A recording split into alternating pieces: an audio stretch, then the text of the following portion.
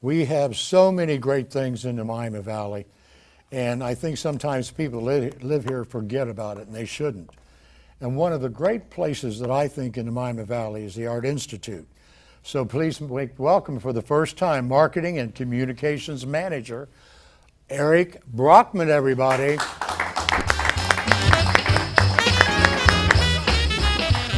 Hey Eric, how you doing? Good to be on. Glad we finally got this together, got this because the Art Institute, my God, it is just a beautiful building. And I said, we've got to talk about this. It actually was based on a couple of Renaissance era actual palaces in Italy. Renaissance era architecture was designed by an architect from Buffalo, Edward B. Green, who designed a lot of museums throughout the country in the early part of the 20th century. So, a lot of the architectural elements you see are actual period, like Renaissance, medieval, Gothic pieces from Europe that were incorporated into the building when it was constructed. Before we go to some of the pictures, I wanted to ask you, so how did all this involve where you got involved with the Art Institute? Started in college, or how did it involve for you? Well, I prior to coming to the Art Institute in 2009, I worked for the Victoria Theater Association in the Schuster Center downtown. Well, you know Diane real well then. Yeah, yeah. So knew her from when she worked at the ballet. I've always just been interested in the arts, performing arts, fine arts. Had an opportunity to get on with the Victoria, and then an opportunity came up with the Art Institute in 2009, and I've been up there ever since, managing marketing, advertising, website, social media, those sorts of things. I mean, when you look at those pictures, you never get tired of looking at them. They don't move, a lot of them. Yeah, but you never get tired. I mean, you just feel like you've gone back in time. You're in a very special place when you're looking at artwork like that. Oh yeah, I've been there 9 years, and every time I walk through the galleries, I find something new, and wow, I never noticed that before. Whether it's a painting or a sculpture, or even some detail on the building, things like that. There's always something new to find. Did you ever walk through the building by yourself, and all of a sudden, something went, Harry? Never happened? Not specifically to Good. me, but we do have a photo of the auditorium with a kind of a mysterious character down in one corner. Really? Do you have that with you? No, it's not okay. with the ones, okay. but we trot that out usually around Halloween on our Facebook page. It's probably somebody just stepped into a time-lapse photo that was being taken, but who knows? Well, now, there's story. Isn't that weird? Yeah. So you brought some pictures. So Ron, when you're ready, we'll put them pictures up full screen, and we'll see what Eric brought for us.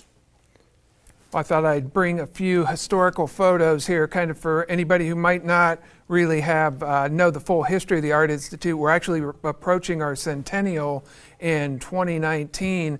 The museum started out in a house on Monument Avenue. Is it still there? No, there's an empty lot there now.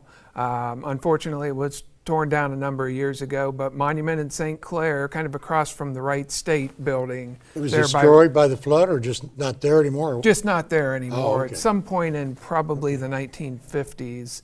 Art Institute started there in 1919, very quickly outgrew the house, and through the generosity of the museum's early benefactors, specifically Julia Shaw Carnell, who was part of the Patterson family, she donated approximately $2 million, and that's 1920s dollars, not today, Where's this one here?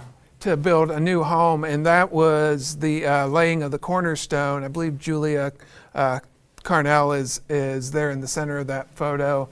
That basically, she said, the Art Institute needs a new home that's befitting of its grandeur here in Dayton. And so, she helped to fund it, and our current home was constructed up on the hill there in Grafton Hill overlooking downtown. And we've got a few other photos that kind of show through some of the construction project.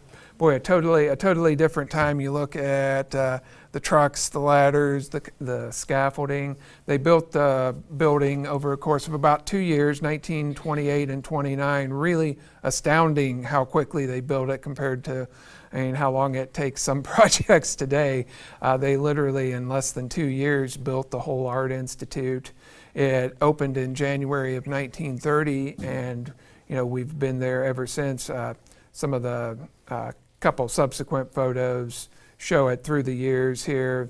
That Kind of overlooks the city. It's kind of Yeah, cool, isn't it? yeah. It's like So- it's dominant over the city. Yeah, That's that kinda cool. Grafton Hill was kind of course, on a hill, hence the name, but kind of overlooks downtown. Great view of downtown. Mm-hmm. That was a colorized version of an aerial photo that was taken in 1930. A photographer, Mayfield, who most of his archive is at Caroline Park now, was one of the first photographers to do aerial photography. This photo is probably from the late 60s, early 70s.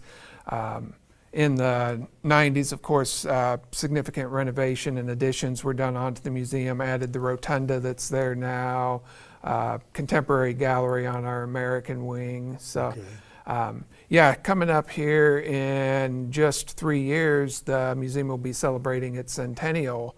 So we're really excited about that. We're also really excited about our summer special exhibition, which is the image that's up here now. The penguins are coming this summer to the Art Institute. 450 mechanized penguins that are actually interactive and respond to you.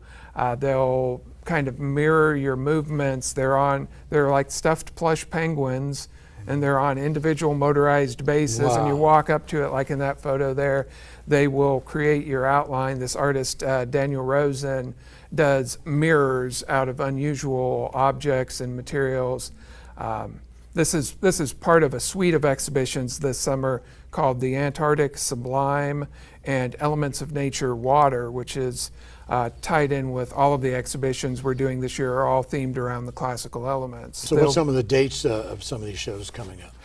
These exhibitions will all open here pretty shortly after this airs. July 16th this opens, so it'll be throughout the summer. Perfect timing. and run through the middle of October.